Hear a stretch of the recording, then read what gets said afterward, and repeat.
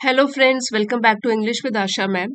आज आपके लिए जो मैं स्टोरी लेकर आई हूँ वो है जे.आर.डी. टाटा के ऊपर, the man who gave India wings. वो आदमी जिसने कि भारत को पंख दिए। तो ये चैप्टर पढ़ेंगे और समझेंगे कि टाइटल का क्या मतलब है, जो शीर्षक है उसका क्या मतलब है, और जे.आर.डी. टाटा की लाइफ के बारे में भी जानकारी हासिल करेंगे। सो आइए शुरू करते हैं। Do you know the name of the man who gave India wings? क्या आप जानते हैं उस आदमी का नाम? डू यू नो, क्या आप जानते हैं उस आदमी का नाम जिसने कि भारत को पंख दिए? प्रश्न पूछा गया है। It was Jahangir Ratanji Dadabhoy Tata. तो ये उनका नाम है पूरा, जे से Jehangir Ratanji Dadabhoy Tata. He was popularly known as JRD. Popularly means लोकप्रिय रूप से, मतलब ज्यादा लोग उनको किस नाम से जानते थे, तो लोकप्रिय रूप से वो जाने जाते थे जे.आर.डी. के नाम से।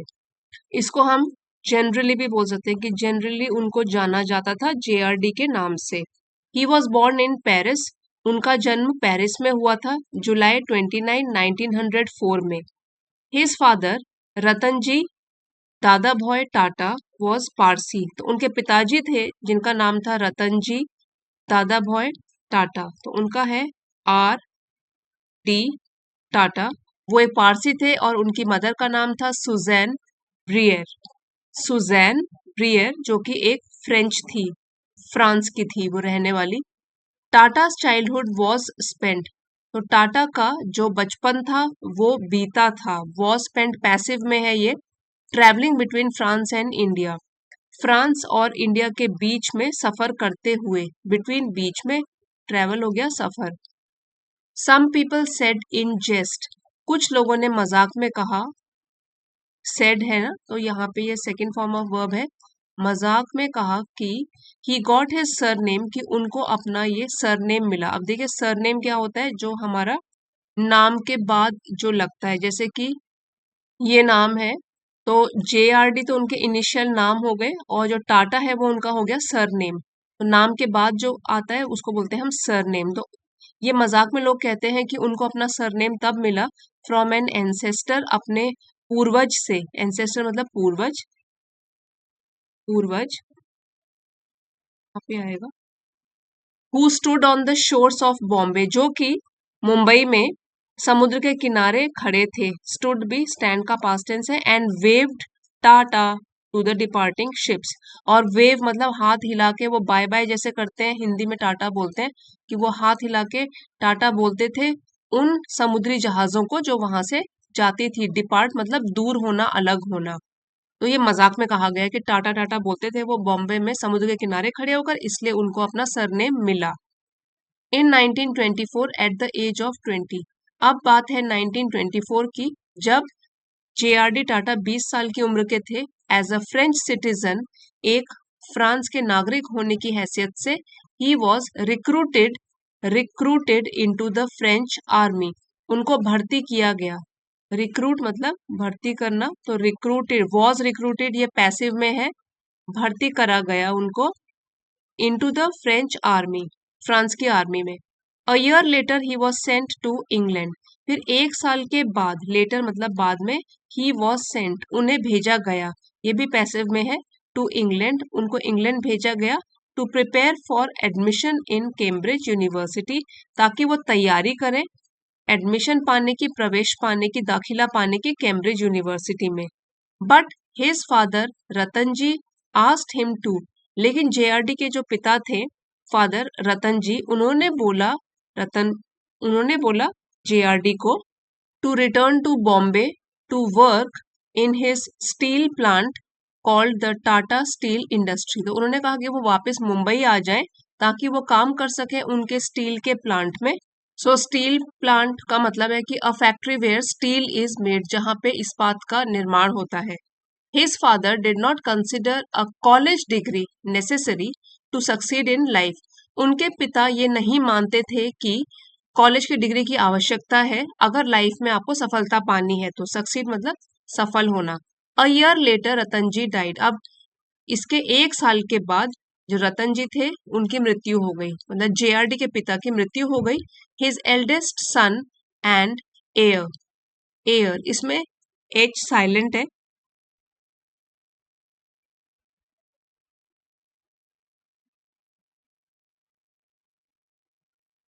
उनके सबसे बड़े पुत्र, एंड एयर का मतलब होता है उत्तराधिकारी या वारिस, तो जो कि उनके सबसे बड़े पुत्र थे और उत्तराधिकारी थे, जो कि ऐसे बोल सकते हैं कि the person with legal right to receive और इनहेरिट द मनी या प्रॉपर्टी। ठीक है, तो वो उत्तराधिकारी थे। जहांगीर उनका नाम था। Inherited the directorship of Tata sons and board, उन्होंने प्राप्त करी डायरेक्टरशिप, निदेशन टाटा सन्स एंड बोर्ड का। सबसे बड़े बेटे होने के कारण उन्होंने प्राप्त किया निदेशक का पद, और इसके लिए टाटा सन्स एंड बोर्ड के लिए। JRD became India's first licensed pilot in 1929. So JRD बने, become का सेकेंड फॉर्म में बने, भारत के पहले लाइसेंस होल्डर पायलट के लिए, मीन्स जो जहाज उड़ाते हैं उसको बोलते हैं पायलट, इन 1929। तो इंडिया के पहले लाइसेंस होल्डर पायलट इन 1929 वो बने। It was JRD who gave India wings to fly in 1932। वो JRD ही थे जिन्होंने भारत को पंख दिए उड़ने के लिए 1932 में। JRD setup Tata aviation service, और उन्होंने शुरू करी aviation service, Tata aviation service.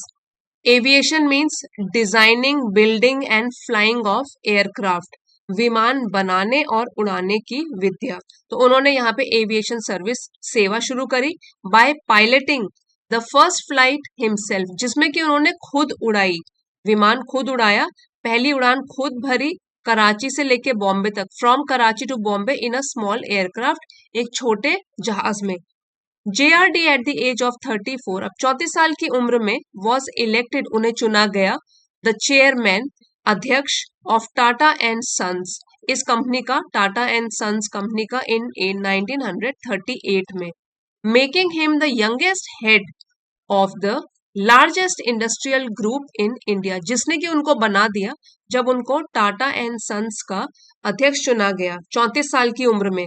तो इस उम्र में जो है वो बन गए सबसे यंगेस्ट है यहाँ पे, सबसे युवा हेड, अध्यक्ष, लार्जेस्ट सबसे बड़ी, इंडस्ट्रियल औद्योगिकी, और ग्रुप हो गया इन इंडिया, भारत में सबसे बड़े औद्योगिक समूह का भारत में उनको यंगेस्ट हेड बना दिया इन 1948। अब इस साल क्या हुआ, Air India was launched, Air India को लॉन्च्ड यहाँ पास्ट टेंस में है, शुरू किया गया जॉइंटली, संयुक्त रूप से, by JRD and the Indian government, JRD के द्वारा और भारत सरकार के द्वारा, इन 1953। अब इस साल 1953 में JRD was made the chairperson of air India, उनको अध्यक्ष बना दिया गया एयर इंडिया का, इस एयरलाइन का, फॉर द नेक्स्ट 25 ईयर्स। अब अगले 25 सालों तक ही वर्कड टायरलेसली, उन्होंने वो काम करते रहे बिना थके हुए, बिना टायर्ड हुए। ठीक है, ये तो एडवर्ब है, टायरलेसली उन्होंने काम किया, to make Air India successful, Air India को सफल बनाने के लिए टायरलेसली, बिना थके हुए 25 साल तक, अगले 25 सालों तक वो काम करते रहे, बहुत मेहनत करते रहे। JRD excelled not only as an aviator, so JRD ने, एक्सेल का मतलब होता है to be very good at doing something, किसी चीज को करने में बहुत कुशल होना। तो JRD जो थे वो बहुत कुशल थे, न केवल एक एविएटर के रूप में, मींस पायलट के रूप में, but also as a philanthropist, philanthropist, यहाँ पे PHIL इसको हम बोलेंगे फिलैंथ्रोपिस्ट, इसका मतलब होता है दान देकर जरूरतमंद लोगों की सहायता करना। फिलैंथ्रोपिस्ट मतलब परोपकारी के नाम से भी जाना जाते हैं वो। एजुकेशनिस्ट, शिक्षा के क्षेत्र में भी उन्होंने योगदान दिया है। स्पोर्ट्समैन, वो स्पोर्ट्स भी खेला करते थे। पोएट के नाम से भी जाने जाते हैं, कवि। और स्कल्प्टर होता है शिल्पकार। इसको हम मूर्तिकार भी बोल सकते हैं, a person who makes figures और ऑब्जेक्ट्स फ्रॉम स्टोन और वुड। तो इतनी सारी चीजें, मतलब सिर्फ ऐसा नहीं है कि वो एविएटर मीन्स एक पायलट के रूप में उन्होंने अच्छा काम किया, सफलता हासिल करी, लेकिन but also as a philanthropist, एक परोपकारी के रूप में, शिक्षक के रूप में, खेलने वाले के रूप में, पोएट कवि और स्कल्प्टर मूर्तिकार के रूप में। He receive the highest civilian award the Bharat Ratna. उनको मिला सबसे बड़ा civilian award Bharat Ratna in 1992 from the Indian government, Bharat सरकार की तरफ से। JRD's last major public statement. So JRD की जो आखिरी बहुत बड़ी पब्लिक सार्वजनिक रूप से स्टेटमेंट जो उन्होंने एक कथन बोला था, कहा था जो उन्होंने, सो वो उनका कथन था was an appeal to Indians. वो थी एक appeal. Appeal means to make a serious request, request करना, निवेदन करना, औपचारिक रूप से अनुरोध करना। सो उनकी जो आखिरी पब्लिक स्टेटमेंट जो उन्होंने कथन कहा था सार्वजनिक रूप से, वो था एक निवेदन भारतीयों के लिए to Indians to maintain peace, की वो शांति बनाए रखें। He breath his last on November 29, 1993। So आखिरी सांस उन्होंने ली नवंबर 29, 1993। उसके बाद उनकी मृत्यु हो गई। Do you know JRD Tata was not only the director of the Tata company. क्या आपको मालूम है कि जो JRD टाटा थे वो न केवल अध्यक्ष थे टाटा कंपनी के, but also a great human being, but एक बहुत महान इंसान भी थे, ह्यूमन बींग भी थे। He made sure that 75% of the companies profit. तो वो सुनिश्चित करते थे कि 75% उनकी कंपनी जो भी मुनाफा करेगी was spent on looking after the workers and those in need. वो खर्च किया जाएगा, वॉज स्पेंट, ठीक है, वो स्पेंड किया जाएगा, खर्च किया जाएगा ऑन लुकिंग आफ्टर मीन्स देखभाल करने में, वर्कर्स जो उनके कंपनीज में काम करते थे, एंड दोज इन नीड, और जिनको भी जरूरत होती है, जरूरतमंदों की सहायता करने में। 75% जो प्रॉफिट होगा वो इनके लुक आफ्टर करने में, देखभाल करने में यूज किया जाएगा। When you work as if everything depends on you. जब आप काम करते हो तो इस तरीके से काम करो कि ऐसा लगे कि सब कुछ आपके ही ऊपर निर्भर है, सब लोग आपके ऊपर निर्भर है और सब कुछ आपके ही ऊपर निर्भर है। इसी तरीके से when you pray, pray as if everything depends on God. और जब आप प्रार्थना करते हो तो इस तरीके से प्रार्थना करो कि सब कुछ भगवान के ऊपर ही छोड़ दिया है, अब भगवान संभालेंगे, भगवान के ऊपर ही निर्भर है। ये जो कथन है वो कहा गया है JRD टाटा के द्वारा। फिर से एक बार इसको पढ़ेंगे। When you work as if everything depends on you. When you pray as if everything depends on God. तो ये जो हमने JRD टाटा के ऊपर पूरा पैराग्राफ पढ़ा, आई होप आपको अच्छा लगा होगा। अब वर्ड मीनिंग्स एक बार रिवाइज कर लेते हैं। एंसेस्टर पूर्वज, रिक्रूटेड भर्ती किया, पास्ट टेंस में है। एयर यहाँ पे प्रोनाउंसिएशन लिखी है, उत्तराधिकारी या वारिस। टायरलेसली बिना थके, एडवर्ब है ये। एक्सेल्ड बहुत अच्छा काम करना। फिलैंथ्रोपिस्ट यहाँ पे लिखा है फिलैंथ्रोपिस्ट, मानवतावादी, परोपकारी। एजुकेशनिस्ट शिक्षाविद, और स्कल्प्टर है मूर्तिकार, यहाँ पे लिखा है स्कल्प्टर मूर्तिकार। सो फ्रेंड्स, अगर आज का वीडियो पसंद आया है तो प्लीज लाइक शेयर सब्सक्राइब जरूर कीजिएगा, कमेंट्स लिख के बताइएगा कैसा लगा video. Thank you for watching. अगले वीडियो में मिलते हैं।